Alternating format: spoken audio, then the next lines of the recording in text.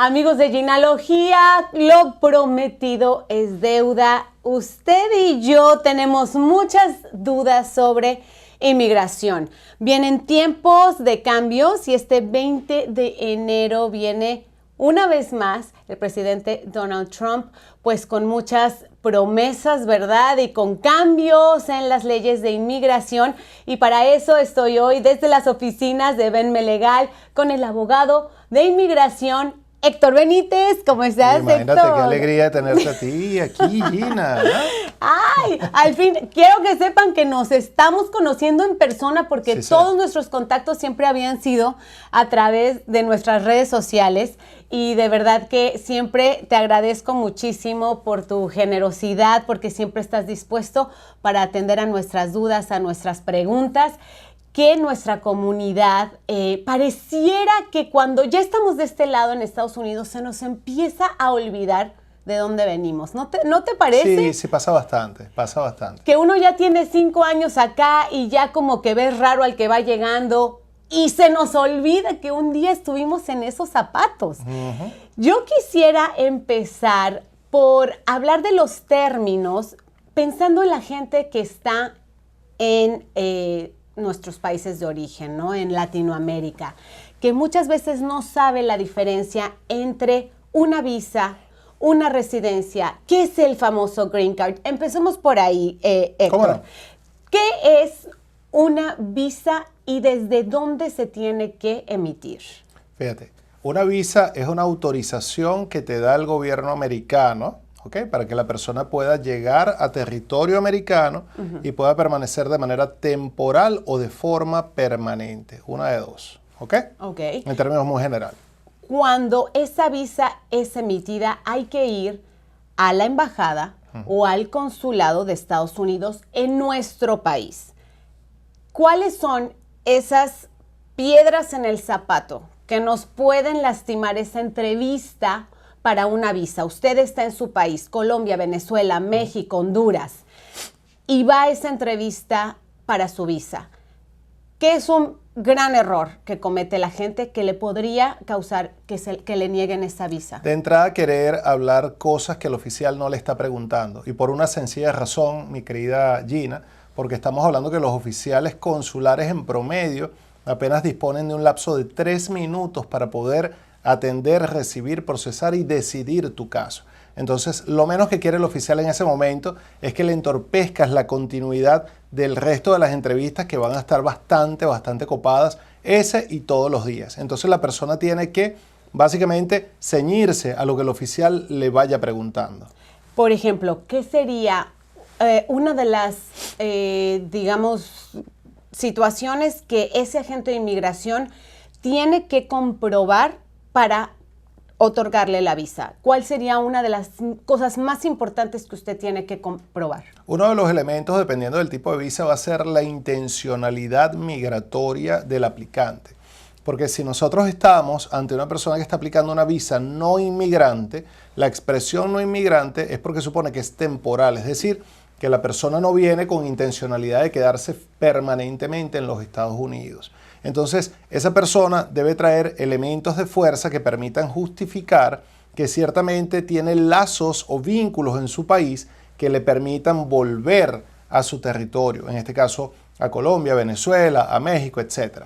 Sí, por ejemplo, usted tiene un trabajo a donde regresar, tiene propiedades en el país donde viene, tiene familia y tiene también ingresos. Sí, muy importante. No. Todos aquellos elementos que de alguna manera la persona pueda justificar que lo mantiene unido, que hay un vínculo, que hay un lazo con el país de origen, es importantísimo. Incluso si usted tiene, como bien decías tú, negocios, tal vez tú no estás interesado en dejar tus negocios desatendidos porque son negocios exitosos. Probablemente tienes un padre o una madre que no tiene la opción de venir a territorio americano y te interesa tener la opción de volver para tú poder hacerte cargo de ellos y cuidarlos. Tal vez tienes hijos en la universidad, probablemente tienes múltiples propiedades. Es decir, todo aquello que de alguna manera permita demostrar que hay lazos en el país. O sea, como quien dice, si usted no tiene ni padre, ni madre, ni perro que le ladre, ¿es menos probable que le aprueben una visa? Es menos probable dependiendo también del tipo de visado, porque por ejemplo recuerda que si estás en el marco de una visa de turista, esa probabilidad ciertamente se incrementa un poco, pero si estás en el marco de una visa de trabajo, aunque sea una visa no inmigrante, estamos hablando de que esos son elementos importantes, pero digamos que no es lo trascendental ahí. Ahí probablemente el oficial va a verificar ciertamente que tengas el empleador, más allá de que el caso haya sido aprobado por inmigración al principio, que tengas el empleador, que ciertamente seas la persona que dices ser, tal vez pida nada más por un tema de verificación, muéstrame el título que tienes para justificar que puedes ir a una visa de trabajo H1B. Me explico, él puede buscar algunas, como decimos en algunos países, algunas conchitas de mango nada más para ver si hay alguna caída. Y que ese, en realidad, acuérdese, ese es el trabajo de la gente de inmigración, Sí, señor. de comprobar que usted está diciendo la verdad. Y yo también agregaría, Héctor, que es súper importante que usted sea totalmente correcto y transparente. Estamos en una época en que la gente no solo está pidiendo una visa, está viajando mucho a Estados Unidos por placer, de turismo. Uno llega por primera vez a ese agente de inmigración ya que está en territorio americano. Una vez más, ¿cuáles son esas cosas que usted, su familia o sus hijos, quizás si vienen en un grupo, ¿verdad?, no deben de hacer ni mencionar? Mi querida Gina, el pez muere por la boca. Entonces, sencillamente, la persona tiene que mantenerse lo más silente posible y responder estrictamente lo que el oficial le pregunte. Hay algunos oficiales muy mal encarados, hay otros oficiales que aparentan ser tu amigo o que son muy abiertos, y digamos que ambas situaciones son muy peligrosas porque indistintamente de cuál sea, digamos, la actitud que tenga el oficial lo que va a querer es obtener información de alguna manera para tratar de evitar que tú entres en caso de que observe algo, o de pasarte una segunda verificación, el famoso cuartico, si observa que hay algún tipo de documentación que no le concuerda, que no le cuadra. Entonces lo primero es mantenerte obviamente respondiendo estrictamente lo que el oficial pregunte, más nada. Porque uno a veces se quiere hacer el gracioso, ¿no? Y uno quiere decir cosas que ni le han preguntado y te metes en problemas. ¿Qué pasa cuando vas al cuartito y recientemente se ha visto que te piden el teléfono celular? Desbloqueado, ¿ok? Así que prepárense para eso, no es para ponerlos de nervios, pero sucede. Sí. ¿Por qué está haciendo esto el Departamento de Inmigración? Porque obviamente a través de los celulares son una fuente indudablemente importantísima de información. La inmensa mayoría de las personas cometen el error de expresar todo a través de la mensajería y pues obviamente los funcionarios de CBP de aduana quieren verificar si tú tienes algún tipo de intercambio de información que les haga a ellos presumir que tu intencionalidad no es de no inmigrante o de turista, sino que realmente vienes con una intención distinta. Hubo una intención de decir que esto era ilegal y resulta que el Departamento de Inmigración demostró que era legal revisarle su teléfono, así que póngase flojito y cooperando en caso de que le pidan el teléfono o las redes sociales. Claro, es que de hecho, si no cooperas, indudablemente tal vez no vayan a poder ellos, digamos, desbloquear el teléfono sin tu autorización, pero eso al mismo tiempo va a llevar una consecuencia. La consecuencia indudablemente va a ser una deportación, una inadmisión al país, etcétera, porque no estás siendo colaborador con las autoridades. Entonces, la autoridad aquí va a tener toda la facultad de hacer el chequeo y verificación de todo lo que contenga su celular u otros dispositivos electrónicos, computadoras, etcétera.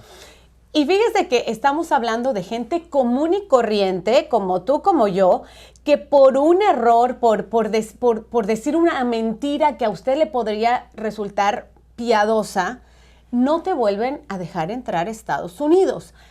¿Qué pasa una vez que te dicen, estás mintiendo, vas para atrás? Eso genera indudablemente una posible deportación por fraude. Puede haber una figura llamada misrepresentation, que es, digamos, presentar una información falsa con conocimiento y voluntad de hacerla falsa. Eso genera una inadmisión, una causal de inadmisibilidad. Sin embargo, en un futuro pues habrán opciones después del periodo de deportación o bajo otro tipo de argumentos, existe la opción de plantear un waiver, un perdón. Sin embargo, yo preferiría no pasar por ese tipo de escenarios porque lograr el perdón también es discreción de las autoridades migratorias americanas y es complejo, puede tomar muchos años, entonces no es un tema a la ligera. Lo ideal es que la persona mantenga coherencia en base a lo que le preguntan en esta y en próximas entrevistas, porque se ha dado también el caso, mi querida Gina, donde hay personas que declaran en una oportunidad una información ante la embajada, ¿ok? Hay una forma llamada DS-160 en el caso de los no inmigrantes, y cuando entran a territorio americano y quieren hacer otros procesos, no inmigrantes o inmigrantes, declaran una información distinta.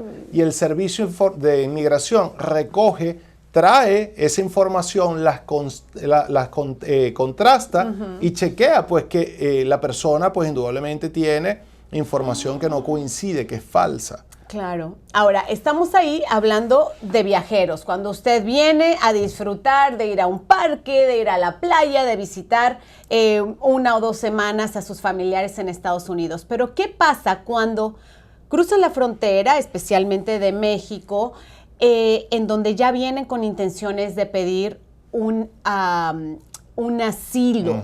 ¿Qué es un asilo y quién lo puede pedir?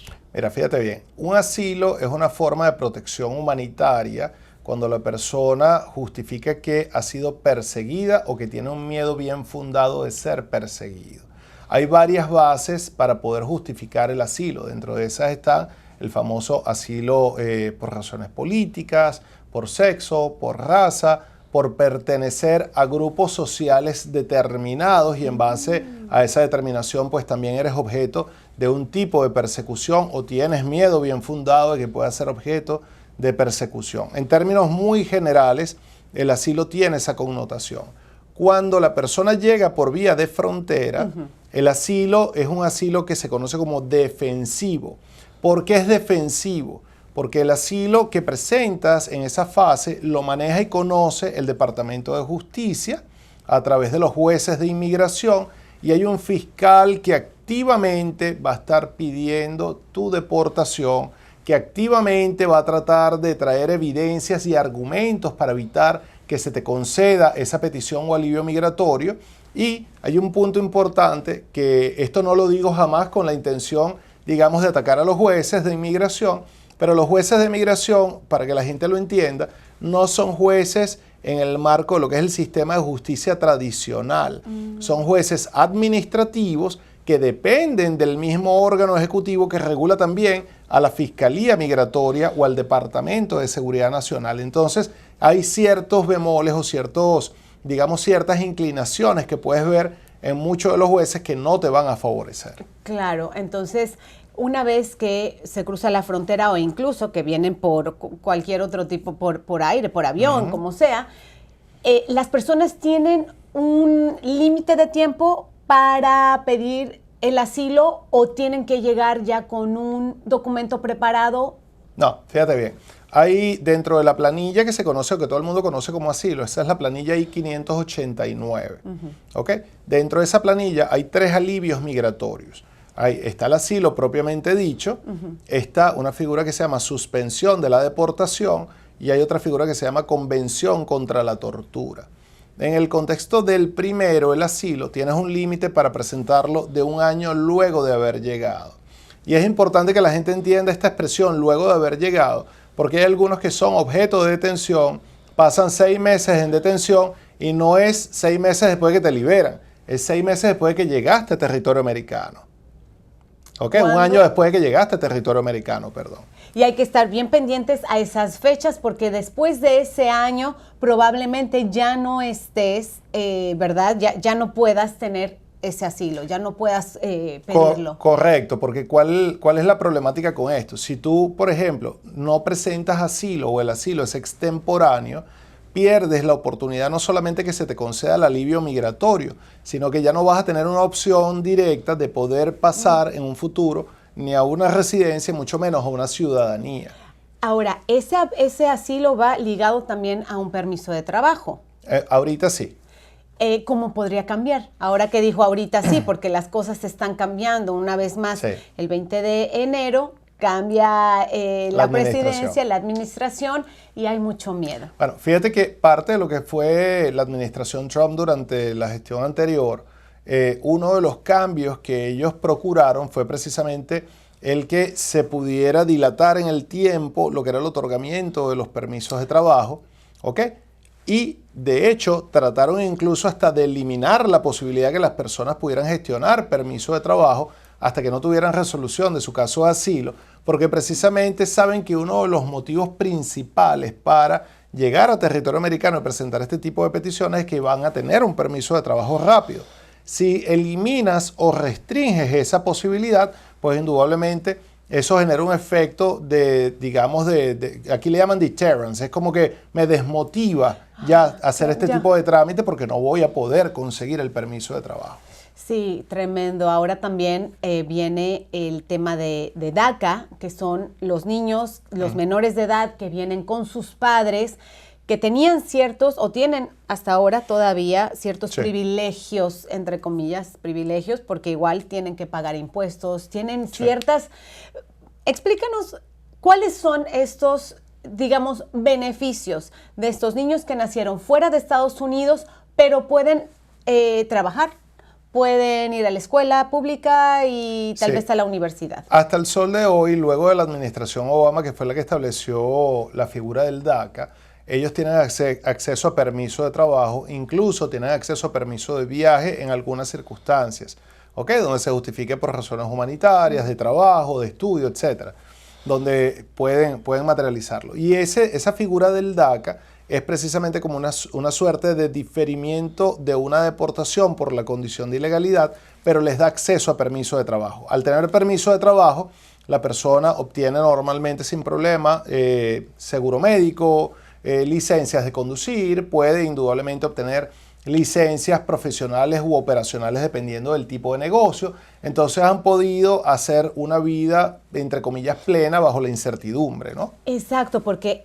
ese permiso, digamos, lo tienen que renovar cada cierto tiempo y tienen que muchas veces ir a las cortes a pelear por sus derechos, y recientemente, si no me equivoco, están queriendo quitar el servicio médico para estos... Sí, bueno, les acaban de dar más bien acceso también a que pudieran formar parte del esquema de seguro de salud. Digamos que hasta el sol de hoy han tenido tranquilidad. Sin embargo, recuerda que en el 2017, cuando asumió la presidencia el presidente Trump, pues él planteó la nulidad de este programa de manera formal, frontal. No pudo al final, digamos, materializarlo, llevarlo a cabo, porque hubo acciones judiciales que suspendieron la medida y al llegar la nueva administración, pues pudo continuar el programa. Sin embargo, ahorita ha pasado algo interesante. En estos días, más allá de que yo vengo, obviamente, basado en la experiencia anterior, vengo con la creencia que el programa va a estar objeto, indudablemente, de ataques, de intento de terminación, etc. Vi en estos días con cierta tranquilidad una entrevista que le hicieron al presidente electo Donald Trump sobre el programa DACA, y pareciera tener ahora una intencionalidad distinta. Veamos cuando llegue la administración si realmente ese reconocimiento a que necesitan una solución migratoria se materializa. Yo espero que sí. Esperemos que sí. Estamos en un mes de fiesta, de tomadera, de excesos, porque no vamos a negar que nos vamos a la fiesta, se toman sus 3 tequilas extras. Y si usted es inmigrante, tiene que tener muchísimo cuidado si estás en el proceso de Green Card, de residencia permanente o en vía de tu ciudadanía. ¿Qué pasa? Y por favor, quiero que seas bien insistente en esto, Héctor, porque hay gente que sigue violando la ley, manejando borracho, haciendo cosas indebidas, que si estás en estos procesos, deberías de ser un ángel. Sí, es que de hecho cuando la persona no tiene Green Card, cuando la persona todavía no es residente permanente, el tener un DUI, el tener lo que llaman un manejar bajo la influencia del alcohol o de medicamentos, porque el DUI no es nada más de alcohol, también puede ser de medicamentos dependiendo de las circunstancias. El tener un DUI puede perfectamente afectar tu elegibilidad o hacerte inadmisible para tú poder después convertirte en residente permanente. Entonces, el que todavía no es residente permanente debe tener indudablemente cuidado, nivel, como decimos a veces echando broma, nivel Dios. Nivel ¿No? Dios y fíjate, el DUI. Sí, señor. Una bronca en la calle. Lo que sea. El road rage, ¿verdad? Que le dicen de gritarle al del carro de al lado. De violencia doméstica también. Sí. Bueno, de hecho, hay una cantidad importantísima de personas que tal vez llegaron bajo una modalidad de asilo afirmativo, que es un asilo cuando la persona entra legal, etcétera, territorio americano, lo plantea, todavía no hay contención, no hay una defensa, ahí son entrevistas normales y algunas de estas personas se han vuelto, digamos, involucradas en DUI, en violencia doméstica, en road rage, como tú bien estás indicando, etcétera, en cualquier tipo, en manejar sin licencia, en cualquier tipo de estos tipos de delitos, y son personas que automáticamente salen de ese esquema de asilo afirmativo y los envían a una corte de migración, lo que quiere decir que ya primero estás perdiendo una oportunidad importantísima de que un oficial de migración oiga y te apruebe el asilo como, digamos, una oportunidad adicional, sino que ahora de paso te vas a tener que enfrentar a un juicio y con condiciones desfavorables, porque eso afecta también tu buena conducta moral en el marco de obtener un beneficio migratorio. Pórtese bien, mi gente, por favor, porque eso de verdad que pareciera absurdo que si usted quiere vivir en este país, haga las cosas incorrectas. Sin embargo, a veces los inmigrantes somos víctimas de diferentes cosas, ya sea como mujeres, bueno, también los hombres sufren de violencia doméstica, por ejemplo, de que haya algún accidente. Un inmigrante sin documentos tiene derecho a reclamar, por ejemplo, a poner una demanda, si hubo algún tipo de agresión sexual, poner una demanda aunque no se tengan los documentos. Fíjate bien, desde el punto de vista migratorio, existen visas o tipologías de visa que incluso te pueden llevar a residencia permanente cuando eres víctima de algún delito de esta naturaleza. Dentro de esos están la famosa VAWA, que es cuando existe violencia doméstica, etcétera, en situaciones donde uno de los integrantes de la pareja o el agresor es por lo menos residente permanente o ciudadano americano. Existen delitos calificados en el marco de la visa U y existen también delitos de tráfico humano por razones no solamente sexual, sino también laboral, a través de un visado llamado visa T, mi querida Gina. Y desde el punto de vista civil, digamos que aunque no lo puedo afirmar como un consejo legal en este caso, lo ideal sería que la persona vaya directamente con el abogado de su confianza. Le puedo decir que en términos muy generales el hecho de que usted sea indocumentado no lo priva a que usted tenga derecho a plantear acciones y reclamaciones civiles para hacer valer sus derechos. Qué importante. Eso es de verdad un gran alivio, porque muchas veces pensamos que al ser indocumentados somos un fantasma. A veces nos hacen sentir como si fuéramos un fantasma, un estorbo, un basura aquí. Pero usted tiene derecho, sí, incluso lo que acabas de comentar de tráfico humano, puede ser tantas cosas como que te obliguen a trabajar en un lugar donde tú no quieres trabajar y quizá ni siquiera te estén pagando y vivas en situaciones infrahumanas. Tal cual. Y para eso está prevista precisamente la creación de este tipo de visado llamado visa T. Tiene precisamente como objeto el poder salvaguardar a personas que están en esa situación. Y aquí hay algo interesantísimo, por ejemplo, para tu audiencia, que es el hecho de que tanto la visa T como la visa U pueden incluso sobrellevar o sobrepasar órdenes de deportación no ejecutadas, situaciones de entrada sin documento. Es decir, se convierten en unos mecanismos de solución importantísimas para las personas que tengan elegibilidad para esos visados. Entonces, lo ideal es que no tenga miedo, indudablemente busque la asesoría de un abogado de inmigración de su confianza para que eso le permita ver su elegibilidad y tal vez usted pueda conseguir la solución de todo su grupo familiar. Recuerdo que en charlas anteriores contigo, Héctor, habíamos hablado de profesionales que desde sus países ya podrían estar planeando una visa de trabajo. ¿Sigue esto? ¿Hay oportunidades de trabajo en Estados Unidos? Muchísimas. De hecho, por ejemplo, para la comunidad mexicana, esto es para prácticamente todos los países, pero en el marco de la comunidad mexicana, esto gana una relevancia importantísima. ¿Por qué? Porque la mayoría de los procesos de petición familiar en el marco de los ciudadanos mexicanos tienen retrasos muy importantes, tomando en consideración el hecho de que tienen un alto volumen o flujo, obviamente, de migración hacia los Estados Unidos.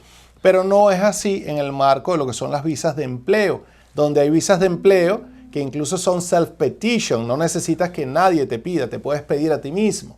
Entonces, a través de una petición de visa de empleo, lo que le llaman un employment base, la persona perfectamente puede llegar en tiempos de procesamiento tal cual como puede ocurrir con otros países como Honduras, Colombia, Nicaragua, Venezuela, Colombia, Haití, sin ningún tipo de retraso más allá del procesamiento normal del visado. Ahora, si ya esa persona tiene una visa anterior, una petición anterior, se empalman las cosas, porque muchas veces yo he escuchado que dicen, no, pero es que ya mi mamá me pidió, ay, por favor, aclárame eso, no, porque tú puedes tener, por ejemplo, suponte que tú tienes una hermana que es ciudadana americana, te pide, primer proceso que están dando. En el caso mexicano, si la memoria no me falla, están con tiempos de espera superior a los 20 años. Imagínate. ¿Ok? Suponte que tu mamá, por otro lado, que es ciudadana americana, también te pide y tienes, digamos, tiempos de 14 años y no tienen la misma intencionalidad migratoria, no hay conflicto. Y más adelante resulta que tú eres una persona profesional o aunque no seas profesional, tienes una trayectoria dilatada en tu ocupación, puedes presentar una visa de interés nacional que es una EB2. Esa visa perfectamente como visa self-petition, que no amerita tener un sponsor, te permite, sin contradicción migratoria con las otras dos, te permite llegar a residencia permanente mucho más rápido que las peticiones familiares. Pues me acaba de desbloquear un nivel en mi mente, porque de verdad es cierto, hay muchas leyendas urbanas y que nos dejamos guiar porque el vecino me dijo, pero las leyes están cambiando constantemente. Sí. ¿Cuál crees que sea uno de los mitos más grandes que nos repetimos y que pasamos de como teléfono descompuesto y se ve cada vez más en tu oficina? Mira, en el contexto de lo que son, por ejemplo, las visas de empleo, muchas personas piensan que no tienen elegibilidad porque hay, digamos, una mezcla en una sola expresión de muchos tipos de visa y la gente les denomina como visas de talento. ¿Ok? Entonces, en el marco de la visa de talento, la persona piensa que o debe tener, por ejemplo, un Grammy o que tal vez debe ser integrante de la NASA o tal vez presidente de algún país y no es así. Estamos hablando de que hay visados que te permiten, bajo petición propia, sin necesidad de que medie un sponsor, te permiten migrar a los Estados Unidos demostrando que tienes una buena trayectoria como profesional o que tienes una muy buena trayectoria en tu ocupación, sin necesidad de que estés en el tope del campo. Es decir, para personas que tienen profesiones o trayectorias tradicionales, pero digamos de cierto impacto, de cierto renombre, hasta ahí. Entonces, un médico, un arquitecto, tal vez un electricista sin ser ingeniero, muchas ocupaciones de las que podemos estar hablando más adelante, pueden optar a este tipo de visado y llegar a ser residentes permanentes. Ok, eso también, nivel desbloqueado. Sabemos que si usted entonces tiene, ¿verdad?, una buena reputación en su área, tiene los diplomas, los títulos, que no necesita ser ingeniero en la NASA, pero tal vez electricista, como comentaste, puede ser un buen candidato para eso. Sí, es que mira, de hecho hay países donde se le denomina, por ejemplo, tecnólogos, hay otros que le denominan técnicos superiores universitarios, que se supone que no son lo que llaman aquí en Estados Unidos bachelor's degree, que no son títulos profesionales. Ese tipo de titulaciones también puedes perfectamente optar una visa bajo una modalidad llamada habilidades excepcionales en el marco de una visa de interés nacional, y ese visado yo puedo, por ejemplo, justificar, mira, la persona tiene titulaciones en el área de su habilidad, sí, porque es tecnólogo. La persona tiene más de 10 años en la ocupación, sí, tiene 10 años en la ocupación. Tal vez la persona es técnico automotriz y tiene certificaciones, por decirte, Toyota, Ford, Chevrolet, Chevy, etc. Esas personas pueden optar a una visa de interés nacional. Ahora, ¿esto es cuando está desde su país o ya cuando está aquí en territorio Desde americano? tu país, sin duda alguna, porque no has cometido, digamos, ningún ilícito migratorio. Si estás en territorio americano, estamos hablando de que hay que tomar en cuenta que la persona haya mantenido un estatus migratorio válido o que por lo menos haya tenido la capacidad de recobrarlo. Y les doy un ejemplo. Hay personas que probablemente entraron con una visa de turista, sobrevenidamente se quedaron sin estatus, pero hoy en día obtuvieron una figura llamada TPS, que se ha dado en múltiples países, lo ha tenido Salvador, Honduras, Haití, Nicaragua, hoy en día también Venezuela. ¿Okay? Esas personas pueden, bajo el haber recobrado el estatus jurídico derivado del TPS, pueden optar un visado y convertirlo en residencia permanente dentro del territorio americano.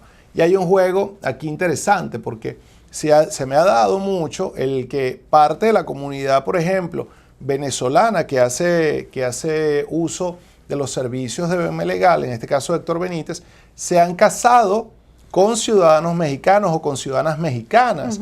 Y estos ciudadanos mexicanos o mexicanas, aunque originalmente no tienen elegibilidad para el TPS, al ser pareja, esposos o esposas, obtienen sobrevenidamente como derivativos elegibilidad y también pueden obtener el TPS que les permita regularizar, como ya se ha planteado en otros casos. ¡Ay, qué alivio! ¡Qué bueno saberlo! Otra de las cosas que me ha llamado mucho la atención y las propuestas del próximo presidente, de Donald Trump, es que él quiere quitar la ciudadanía de bebés nacidos en el territorio americano. Por si usted no lo sabe y nos está viendo en otros países, parte de la Constitución dice que cualquier ser humano nacido dentro del territorio americano es ciudadano estadounidense. Donald Trump quiere quitar este privilegio.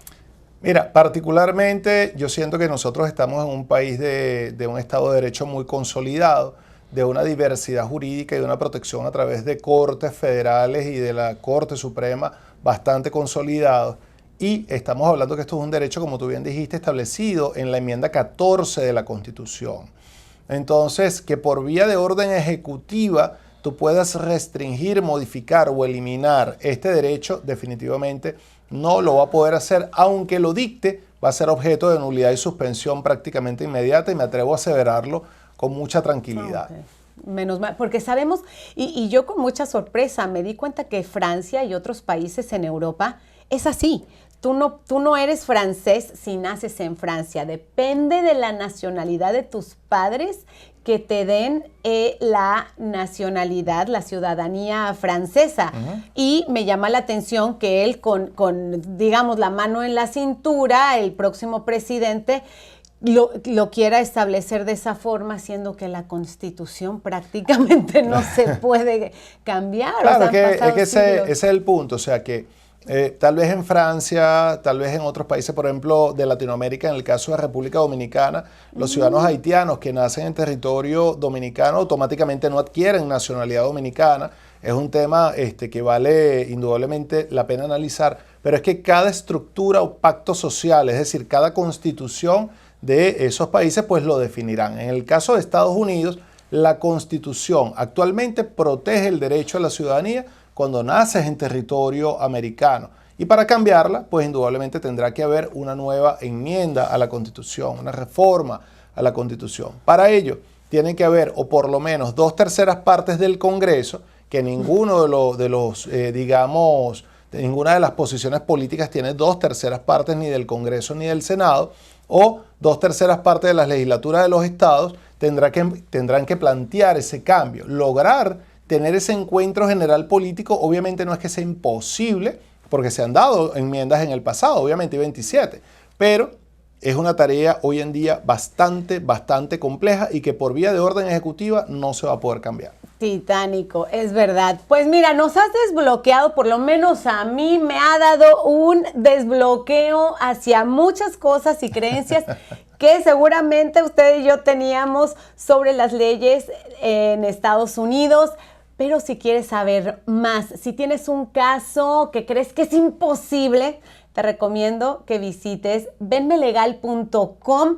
No solamente, o sea, van a poder tener acceso a todas tus, pues, tus consejos y una cita, quizá virtual, pero estás en muchas partes en Estados Unidos y en la Florida. Sí, afortunadamente, desde el punto de vista físico, contamos con oficinas ya, Gina, en la ciudad de Miami, en El Doral. Tenemos también, digamos, oficinas satélites con personal dispuesto para brindarle la asistencia en ciudades como Orlando y Bradenton, en el caso de lo que es el estado de la Florida, y en el estado de Texas abrimos recientemente, cerca de Houston, en la ciudad de Katy, acabamos de abrir una nueva oficina que está dispuesta para brindarles, pues, indudablemente los servicios. Sin embargo, recuerda que el derecho de migración es de parte del derecho federal, y Venme Legal, en este caso mi persona, ejercemos representación en todos los estados de los Estados Unidos. Pues muchísimas gracias, Héctor Benítez. Te agradezco muchísimo toda tu información. Ya lo sabe, venmelegal.com.